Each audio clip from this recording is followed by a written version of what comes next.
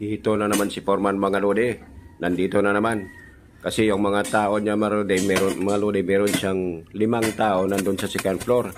Masisipag naman yun at marurunong. Kaya pagkatapos niya ng mga instruction, naghanap na rin siya ng kanyang gagawin para magpapawis. Ito, papawis pa lang yan mga lodi. Papawis pa lang yan ni Foreman. Ito kasi yung pinagbabasag namin ng mga simento. Yung mga luma pa, sa lumang bahay pa yan.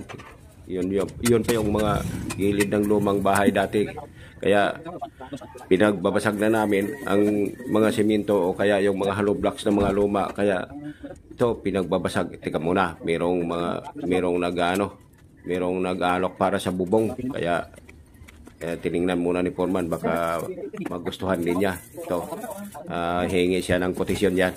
Kaya ito si Foreman. Kaya yung mga pinagbabasag-basag niya yung mga pinag-ano niya ng maliliit talaga ng gusto yung mga hollow blocks na pinagbabasag diyan sa lumang bahay dati. Yung lumang bahay pinagbabasag-basag na yung mga lumang hollow blocks. Kaya ito para pagtambak namin ng lupa, para mabasag ng gusto yung mga malalambot na hollow blocks at mga luma na, para masiksik namin ang maayos yung lupa pag nagtamper kami. Kaya pag tinambakan niya ni Foreman, kailangan masiksik ng maayos. Kaya ito, nagpapawis siya. Papawis pa lang ni Foreman yan. Kaya habang nagpapawis siya, meron ding nagagawa. Talagang doble talaga itong ginagawa ni Foreman. Nandun sa taas yung mga nandun sa second floor yung 5 tao yan. 5 lang naman ang tao ni Foreman kasi, kaya budget, kaya yun.